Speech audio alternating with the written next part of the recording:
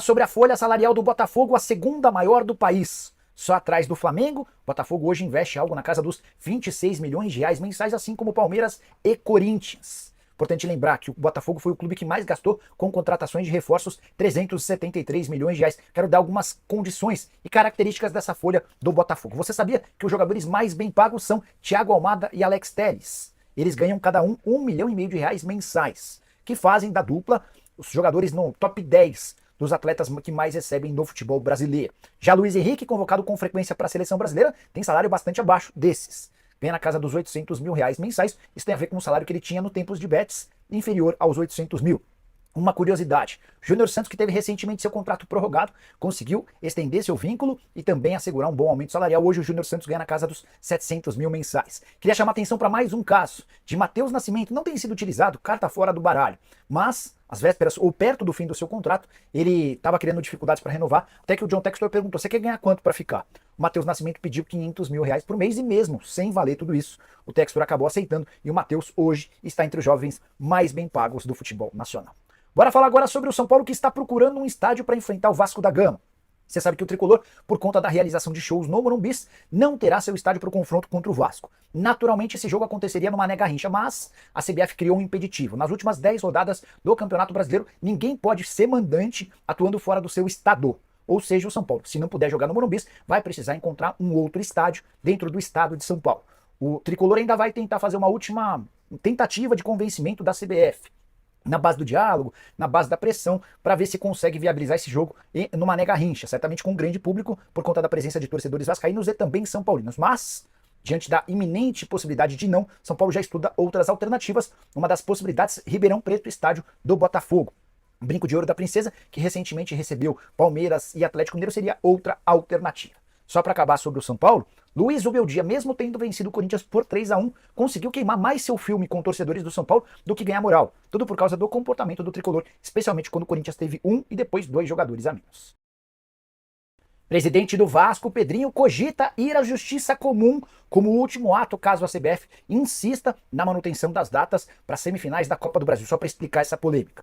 De sábado para domingo, a CBF anunciou a alteração de jogos do Campeonato Brasileiro, que saem do final de semana dos dias 19 e 20 de outubro e vão acontecer entre 16 e 17 de outubro. Tudo para atender a um pedido do Flamengo, que não gostaria de fazer a segunda partida semifinal da Copa do Brasil logo depois da data FIFA. Já prevendo a possibilidade de o STJD não interceder da maneira como o Cruz Maltino pensa, o clube cogita recorrer à justiça comum, o que é visto sempre como uma grande agressão às confederações de futebol. A FIFA, inclusive, determina que as confederações não aceitem a introdução ou a ida dos clubes à justiça comum.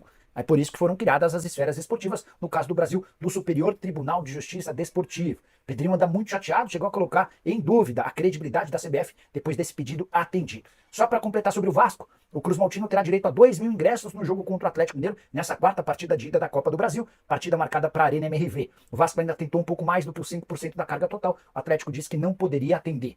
Já David teve constatado um rompimento no ligamento do joelho e não joga mais na temporada de 2024 para completar. Lianco e Otávio, jogadores do Galo, são dúvidas para o confronto de quarta-feira diante do Vasco. Para de comparação importante, quero trazer números assustadoramente positivos do Palmeiras contra o Corinthians. Você sabia que hoje o Palmeiras tem o dobro de pontos do seu rival no Campeonato Brasileiro? 56 pontos para o Palmeiras, que luta pelo título, contra 28 pontos do Corinthians, ameaçadíssimo pelo rebaixamento. Mas não para por aí. Se essa distância de 28 pontos for mantida, depois da próxima rodada vai dar para cravar que pelo 7º ano consecutivo, o Palmeiras terminará o Campeonato Brasileiro à frente do Corinthians, com uma pontuação maior do que o seu rival, e olha que ainda restarão 9 rodadas em disputa. O Palmeiras tem 6 vitórias consecutivas, ele vem de 6 jogos ganhando no Campeonato Brasileiro. Já o Corinthians, em 28 rodadas, conseguiu as mesmas 6 vitórias das 6 rodadas mais recentes do Palmeiras. Para completar, só Cuiabá e Atlético Goianiense ganharam menos do que o Corinthians na competição, são 5 vitórias para cada um dos times.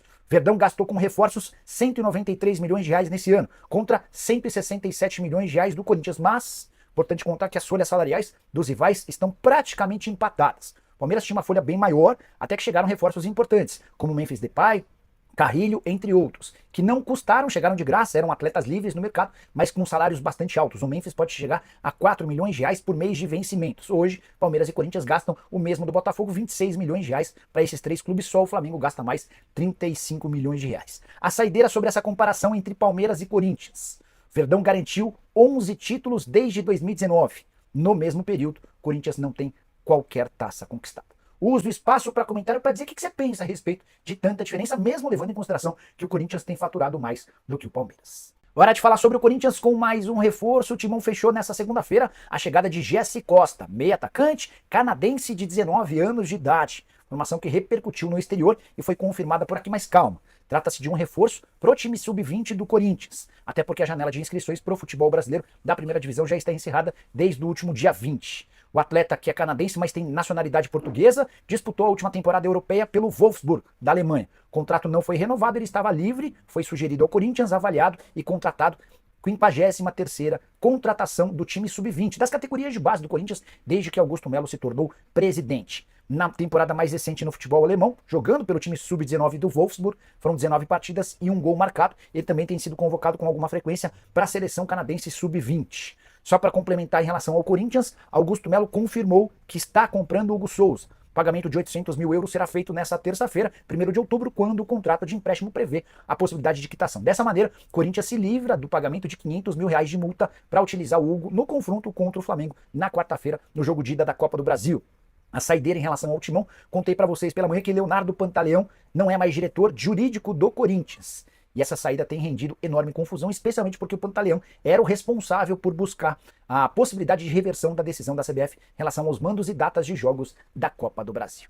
Bora fechar o vídeo para falar sobre o Flamengo, mais especificamente sobre o substituto de Tite. O Flamengo marcou para essa terça-feira, a partir da 1h30 da tarde, a apresentação de Felipe Luiz como novo técnico. Ele será anunciado como interino, mas a presença em coletiva do Felipe Luiz, com direito à comissão técnica, reforça a ideia de que o rubro-negro pretende ter o ex-lateral esquerdo como treinador interino até dezembro. Alguns nomes foram sugeridos na última hora, não existe consenso e o Flamengo está trabalhando com a ideia de tentar fazer com que o Felipe Luiz dê certo. Se ele, por exemplo, passa pelo Corinthians, confronto de quarta-feira agora, o jogo da volta no dia 20, existe uma grande chance dele permanecer. O objetivo principal é terminar com pelo menos uma taça, até porque o Flamengo precisa de conquistas nessa temporada se quiser ter vitória na eleição marcada para 9 de dezembro. O Rodolfo Landim não pode ser reeleito, mas ele colocou como candidato do grupo da situação o Rodrigo Dunch.